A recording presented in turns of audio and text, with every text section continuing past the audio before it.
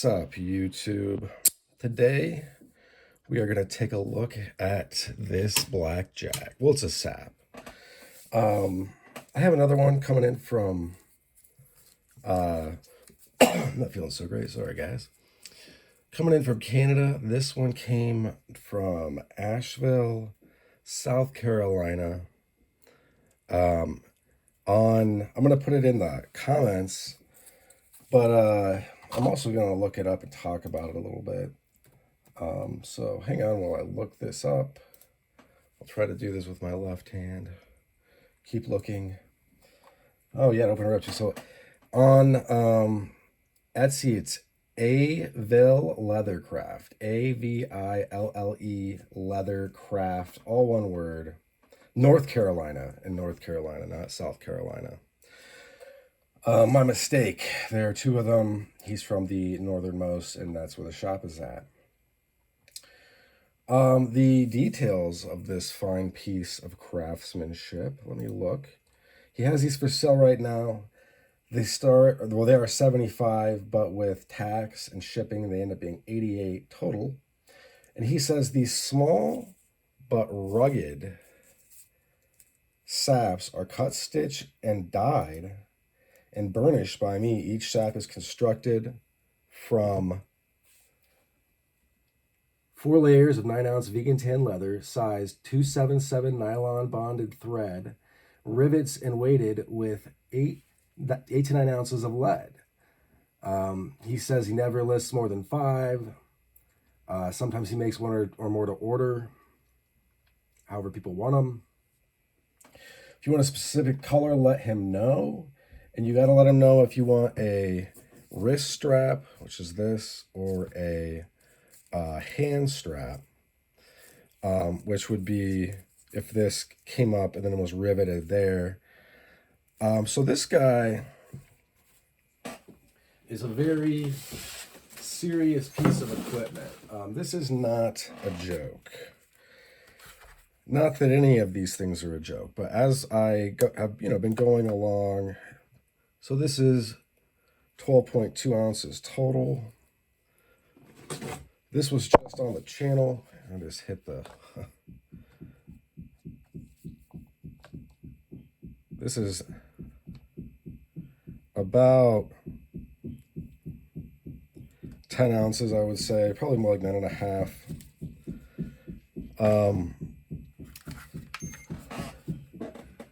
These are very serious things, as I keep saying. I'm not suggesting that anyone buy these if they are not legal in your area, or use them on someone in jest, or even in seriousness, honestly, unless you know for sure that you can get away with it. This is unsprung, meaning there is nothing in there. I think that's what that means. This is just leather. And then when you get up to here, there is a molded piece of lead that is rock hard and is much like a hammer. This side is much the same. It hurts. All the sides hurt. There isn't anything down here except the strap. And besides being able to put it on your wrist like that, you could also hold it like this, more like, if you felt like it. As you can see, if I were to hit somebody, because there's no metal in here, I could go past and then very quickly rebound instead of having to stop, retract, or recharge the battery, so to speak. Not battery as in like what goes in your watch or in your light, but battery as in the order of operations to fire again, like a cannon or a rifle or a pistol. If something is out of battery, if I hit and then this is solid and I can't go forward, now it's out of battery, I have to cock back again. Whereas because this is unsprung, I can go through in one motion and then immediately come back. You could also thrust this fairly easily, I think. I don't know if I would do that. I mean, this thing is, the wallop is the main attraction. Because this isn't a hand strap, there isn't so much of a pommel strike ability. I don't really find that to be, in my mind, very convincing. I know people and other channels really like to bring up, like, you could hit him with this, you could hit him with that. That's like saying that you're gonna pull out a knife and then hit them with the butt end of it. Yeah, that might be the case, but if you're gonna deploy lethal force, you probably want to deploy the lethal most force you can. I don't really see the point in a half measure when it comes to lethality. Cheers, I'm drinking some tea, not feeling the best. This is from, I'm not sure where. I'm going to put a link to it, or a card will pop up right here-ish. I just reviewed this. Unlike Boston leather, these things are a little bit more expensive. Maybe like $20, $30 more expensive. But I would say the craftsmanship is much more in tune with, like, these are nice pieces to a collection. Whereas, I might pick up a Boston leather piece as a bouncer or something, if those are allowed in my state, and if I'm not afraid to, like, just totally cave in somebody's head. Because you can see the stitching is all done very well, very professionally done.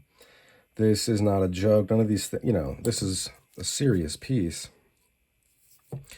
There's no, and my big Texas piece from Boston leather is not so much well done. There's missed stitches. There's all kind of stuff. I got the small blackjack from Boston leather, the medium, and then the Texan Sap for, I think, $60 total. So it was kind of a steal. I got it from an army surplus on the south side of Des Moines. Never used them, even though I was a bouncer for years and years and years. Simply because I find asps, or telescoping batons, to be a little bit more, I want to say, user friendly. It's just I'm a little less worried that I'm gonna, like, unintentionally end someone's life over a bar fight. But as far as self-defense, yeah, this is serious. And it also gives you, let's say, this is how I would come at somebody: business side out, wrist strap on. This gives you quite a bit of reach. I mean, for someone to have more reach on me than this, I'm 5'9", so my wingspan, I think, I don't know what that would be, but your wingspan, your arms outstretched, does correlate to how tall you are. So it would necessitate that if I were to be outreached, someone were to outreach me, then they would have to be much, much taller. They were talking about like 6'7", 6'6". And then at that point, the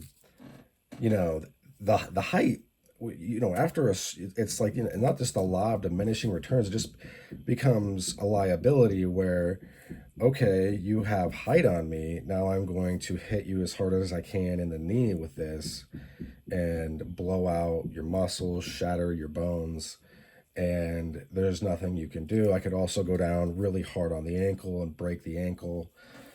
I realized that because of, like, playground bullying and kind of like kid-friendly martial arts, people have this idea that height is always an advantage. Well, it's just not true. And no one that has any idea of what's going on outside of a sport, right? Outside of something where people are stopping the fight to be like, this person got a point, or in boxing where Floyd Mayweather can come in and go deep, deep, deep, and then that's 3 points, but they don't stop it. at the end of the match, he wins, even though he ran the whole match. Because if you have so much to guard against, I only have to get you once in the either side of the knee, where you're going to go down and not get back up because I've severed whatever tendon is there. Drive this into your femoral artery. It's, there are other things that are very, the tendon in your heel that are very vulnerable, that aren't necessarily going to be targeted in sports, because in sports, sportsmanship, if you want to have longevity in a sport, that's why knife fighting is not a sport. Yeah, it necessitates there has to be survivability, right? That's why Filipino knife fighting is not a sport. It's a very serious thing. Is it a martial art? Yes, but are you going to go to the Filipino knife fighting tournament and then there's going to be X amount of people that die? No, no one would ever allow that, because that's crazy, right? That's like allowing duels to happen. Duels haven't been a thing in this country for many, many moons. They might happen elsewhere, but they're just not really people friendly, because people would just die. So anyway, if you're looking, I'm going to put, all this stuff in the description. This guy is good to go. This is very, very good stuff. I'm happy to have this. It is very, very well done. I might get another in the future. He lists them off and on. This one is, this is where, since I have both of these out, this is where you get into, this one's a little bit more agile. It'll be easier to conceal. You could keep it in a pocket, like a back pants pocket of a tactical thing, pretty easily, or run it up through the strap that is in, like say in 511 pants. Above the pocket, there's a strap, so you can hook things from your belt to the strap. You could run this up through the strap and then through the belt, not hooking the belt through it, but just having this kind of threaded up through there. So then you can reach back, grab this, you could work it out and put this, like say, so like this is smunched between the strap and the belt, but not threaded. The belt isn't threaded through it. You reach back, you grab it, and you're pulling it out. And it's all this, you could work it out where you're pulling it pretty quickly, right? You're stepping backward, pulling this out, and then deploying it. This would be a little bit harder. However, this one's I won't say a lot less friendly. It's just both of these things are lethal force. It's just this thing packs more of a wallop. This thing has more agility, dexterity, easier to manipulate. So yeah, I got another one coming. It's actually going to be the smallest. This was 75 before shipping and tax. This was 75 before shipping and tax. They were both about 88 total. The one I got coming is 50 total-ish, maybe 55-ish. I think it was more like 57, actually. The reason I'm quoting these things is because if you go to like Witch Doctor Zero or other distributors like Jack Cutting, or there's many of them. And at some point I'm going to do a video where I just list off all of the names of them, because I want people to be able to go and look and see what they want. These are very neat things. They're collectible things. Most states, like in Pennsylvania, I can't even leave the house with this. It's 90 days in prison if I do, county probably. But as a curio, which I think is Latin for curiosity or curious, or if you have this as a curio, like say you're going to display it or have it in a collection that you don't necessarily have to display, then it's totally legal. It's kind of like an affirmative defense, meaning like if someone, like the Idaho killer breaks into my house, he stabs my friend to death, he comes at me, I shoot him. The affirmative defense is that I was defending myself. So, all right, guys, thanks for sticking with me to the end. That's all she wrote for this one. Cheers to everybody. Hope you folks have a great rest of your day. Bye now.